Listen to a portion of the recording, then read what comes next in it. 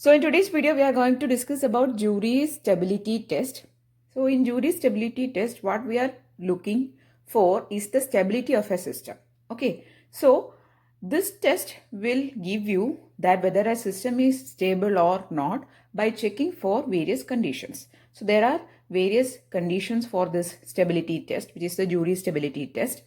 So you have to look for this condition, whether a given system, its characteristic equation is satisfying this condition, means it is stable. If it is not satisfying the conditions, means it is not stable. So in order to find the stability of a system, what we generally do is we take its characteristic equation, we find the roots of it, and we locate the roots. We'll see whether it is stable or not by plotting the roots or seeing the roots, right? So that is a general way of doing it. But the advantage of doing the jury stability test is that even without calculating or finding out the roots of a characteristic equation, we can check whether the system is stable or not. Okay, so here we don't need to find the roots of a characteristic equation. Okay, we don't need to find the roots of the characteristic equation. So what it is taking is, it is taking the characteristic equation of a system and it will form a table. Okay, so a table it will be forming, which is called the jury's table, and from the table it will find out whether the system is stable or not. So there is no point of finding the roots here. We, without even considering the roots or without finding the roots of this characteristic equation, directly from the table by checking certain conditions, we'll find that whether the system is stable or not. So that is an advantage. We don't need to find the roots of the characteristic equation. We just have to take the characteristic equation and form a table. Okay, and then check for some conditions. We'll discuss about all these things. Okay, so the jury stability test we'll be doing as two parts. In the first part, or in this video, we'll be discussing about the general structure of the jury's table, and also we'll be seeing the conditions. Okay, that is the jury stability conditions. And in the next video, we'll be seeing some questions. Okay, so that is how I'm planning to do this topic. Okay, now if you don't know what is a characteristic equation, the characteristic equation is actually the denominator of the transfer function. Okay, denominator of a closed loop transfer function. Okay, so in some questions, directly the characteristic equation won't be given to you. Sometimes a closed loop transfer function will be given. In that case, you have to take only the denominator and then you have to perform the jury's test. Okay, so if you don't know what is a characteristic equation, it is the denominator of the closed loop transfer function. Okay, I hope now the theory thing of jury stability test is clear to you. Now let us see how to form the jury's table. Then we will be seeing what are the jury's stability conditions. Okay, first we are going to discuss how to form a jury's table. Okay, so we are going to form the table. So now we are going to do the first step in the jury stability test, which is forming of jury's table. Okay, so in order to form the jury's table, you have to use the characteristic equation of the system which you want to find whether it is stable or not. Okay, so you'll be given the characteristic equation, and after obtaining the characteristic equation, you can start forming the table. Okay, so in the table, there will be rows and columns. Okay, so I'm going to start forming the jury's table. Before applying the conditions, you have to first form the jury's table. That is the first step. And in the jury's table, there will be rows and columns. So the rows will start from 1, 2, up to 2 into n minus 3. Okay.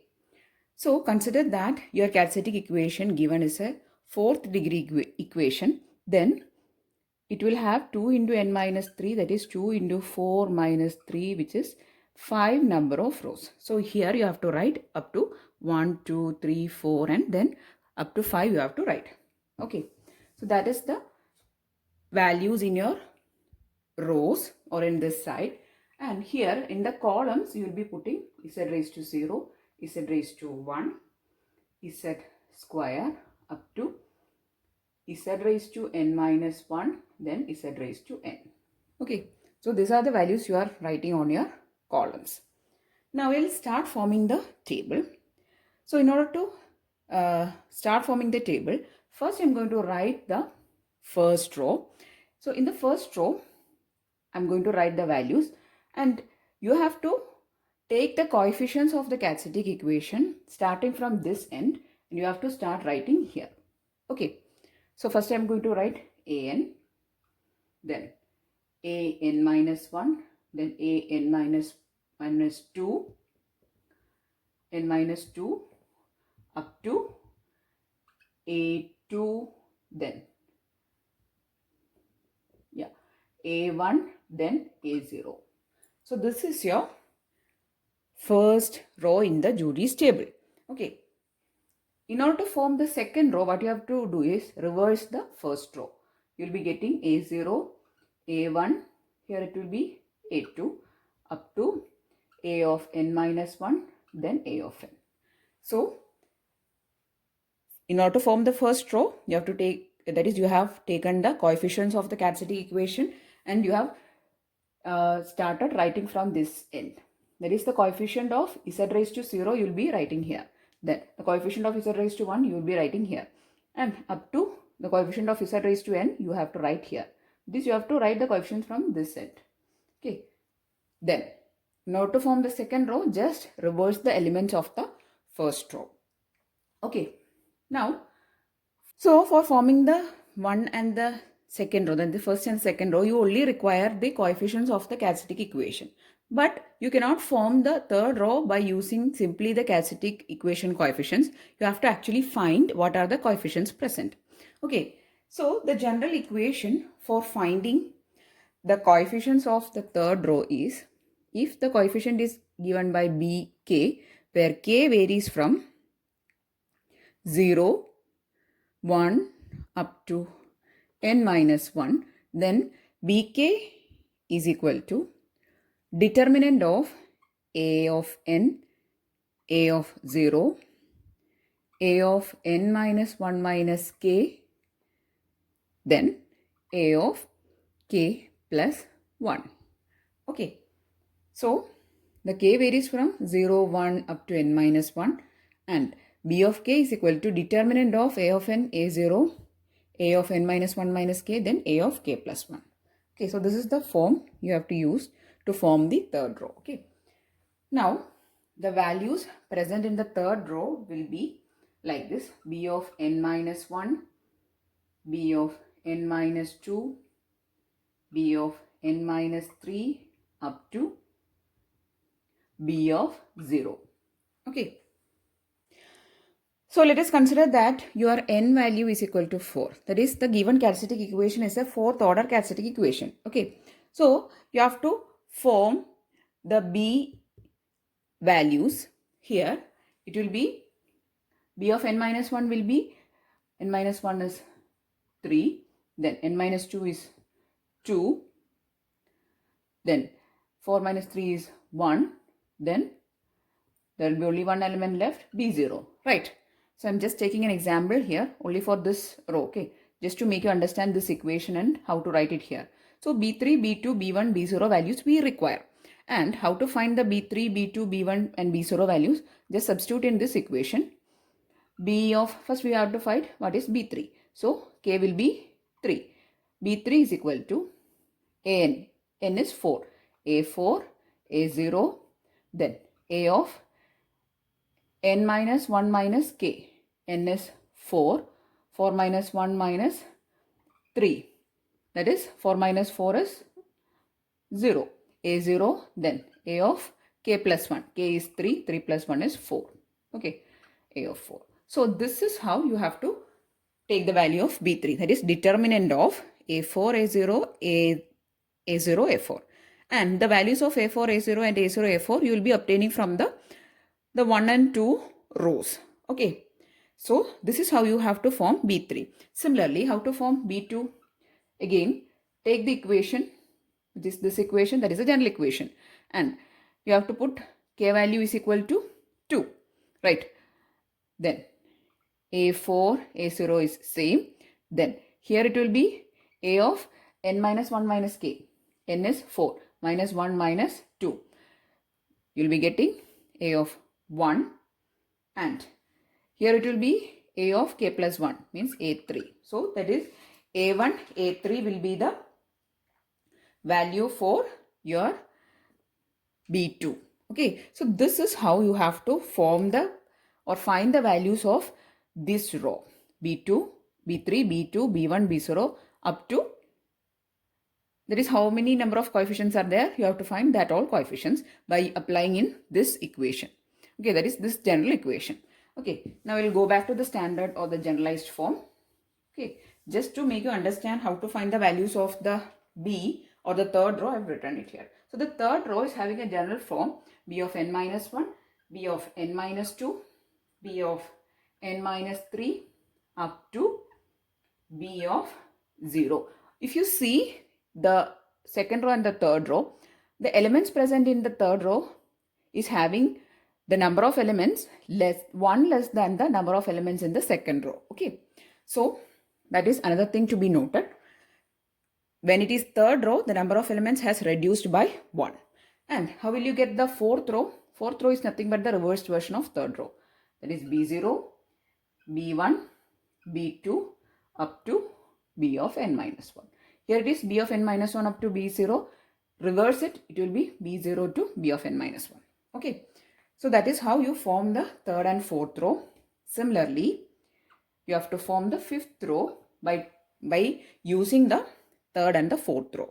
Okay, let us consider that the values or the elements present in the fifth row is C of n minus 2, C of n minus 3, C of n minus 4 up to, consider that this element is B of n minus 2. Okay, so this will be C of 0.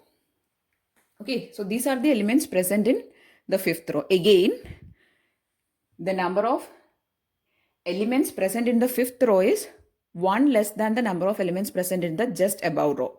Just like here one element has reduced, here also one element has reduced when it is coming to the next set of rows. Okay, so every set of rows has some dependency. See, the second row is the reversed form of first row. Okay, and also the fourth row is the reverse form of third row. And just like that, the sixth row will be the reverse form of the fifth row. So the general conclusion is that all even rows are the reversed form of the rows above it. Okay. See, second row is the reverse form of first row. Fourth row is the reverse form of third row. Similarly, sixth row will be the reverse form of the fifth row. I'll write the sixth row. Sixth row will be of the form C0, C1, C2 up to C of n minus 2. Okay. So this will be the elements present in the fifth and the sixth row. Fifth row is like C of n minus 2, C of n minus 3, C of n minus 4 up to C0. Then reverse it, you will be getting the next row C0, C1, C2 up to C of n minus 1. So these even rows, that is sixth row, fourth row and second row, these are the reversed form of the rows above it. Okay. Also, how to find the values of your fifth row? This C coefficients we have not explained, right? So, in order to find C of k, just like for B of k, there is an equation. C of k is equal to you have to find C of k using the third and fourth row. And in third and fourth row, the coefficients or the elements present are elements of B. So, B of n minus 1, B of 0, B of n minus 2 minus k, B of k plus 1. So, this is the general equation where k varies from 0, 1 up to n minus 1. Okay. So, this is how you have to find the values of this C. Just like we have done for B, you have to find the values for C, that is C of n minus 2, C of n minus 3, C of n minus 4. Like that, you have to right up to C of 0. Then you have to reverse it and you will be getting this sixth row. And this process you have to continue till 2 into n minus 3 number of rows. Okay, so you have to continue till this row. Okay, so generally you have to form only table with 5 or 6 rows. So anyway, till how many number of rows you have to calculate, that much rows you have to form. Okay, if it is 2 into 5 minus 3 means 10 minus 3 means you have to form 7 rows. Okay, next row also you have to form. Okay, so when we'll be doing the questions, you will get to have a more clear picture. So anyway, this is the just general form of Jury's table. Okay, so this is how you form the table. So I'll be briefing up it 2-3 seconds. Okay, so the Casetic equation is given to you. You have to form the table with rows and columns. The row number will be 2 into n minus 3 number of rows will be there, where n is the degree of this Casetic equation or this polynomial. So if it is a fourth degree polynomial, fourth order equation, then 2 into 4 minus 3, that is 5. Okay, so likewise, according to this power n, it varies. The row number varies. And in column or in this place, you have to write z raised to 0, z1, z2 up to z raised to n. Then you have to take the coefficients from the coefficient of z raised to 0 and you have to start writing from this end and you will get the first row. For forming the second row, reverse the first row. Then form the third row by using this equation. Okay, then form the fourth row by reversing the third row. Then forming the fifth row by using this equation. Then reverse it, you will be getting the sixth row. And just like that, for the seventh row also, there will be another equation. You have to, only difference will be here. You have to put n minus 2. Okay, the general equation for d of k will be d of k equal to, if the seventh row elements is d of n minus 3, likewise. Okay, I'll write it here just for your information. D of n minus 3, d of n minus 4 up to c of n minus 1. If it is this element, then it will be d0. Again, it will be one element less than the previous one. So this one element reduction is also happening. Okay, see, if you see here, the third row is having one element lesser than the second row. The fifth row is having one element less than the previous one. So all odd rows are having one element less than the previous row. Okay, and this process of reduction continues. And how to form this d of k? D of k will be c of n minus 2, c of 0, then c of n minus 3 minus k, c of k plus 1. Okay, likewise, k equal to 0, 1, 2 up to n minus 1. So that is the value of d of k. Anyway, generally you have to form up to 6 rows maximum. But it is, if it is some lengthy questions, you have to form more number of rows. Okay, so you have to see that there is again a relation between these equations also. Here the values is, first for b elements there is n, then it has changed to n minus 1, then it is n minus 2. Similarly, there is also a change here. See, first it was n minus 1 minus k, then it is n minus 2 minus k, then it will be n minus 3 minus k. Okay, so likewise you have to use some logic and you can form the equation. If it is a lengthy question, generally it won't be so much lengthy. Okay, so how you form the Jury's table. There will be rows and columns formed in this way. It will look like this, and the general equations for forming the table is like this. Okay, so d of k coefficients will be having this equation, then c of k coefficients will be having this equation, and d of k will be having this equation. Now let us move on to the conditions for Jury stability test. Okay, so I'm going to write the conditions. We are going to see the Jury stability condition. Okay, so consider that your equation h of z equal to a0 z raised to n plus a1 z raised to n minus 1 plus a2 z raised to n minus 2 up to an z raised to 0. Okay, so consider that this is your Casetic equation. Then the first condition is modulus of an, that is this coefficient of an coefficient is the coefficient of z raised to 0, should be less than a of 0, which is the coefficient of z raised to n. That is, this coefficient, its modulus should be less than a of 0. That is the first condition. Then, now in order to analyze this condition, you don't require Jury's table actually. By looking into the quadratic equation only you can write. Then second one, P of z equal to 1 should be greater than 0. That is, if you substitute in terms of z, or for all z's, if you substitute 1 and you find the value of this h of z, you should get a value greater than 0. That is the second condition. The third condition is for even order quadratic equation, P of z equal to -1 should be greater than 0. That is, consider that this n value is a even number. Then in that case, P of z equal to -1 should be greater than 0. And if you put z equal to -1, this equation should give a value greater than 0. And for odd order or odd degree polynomial of h of z, you should get P of z equal to -1 should be less than 0. That is, if this n value is an odd number, if you put z as -1 in this equation, you should get a value less than 0. So that is the third condition. Now, for these three conditions, you don't require Jury's table. But for the fourth condition, you require Jury's table. That is, the condition is modulus of b of n minus 1 should be greater than b of 0.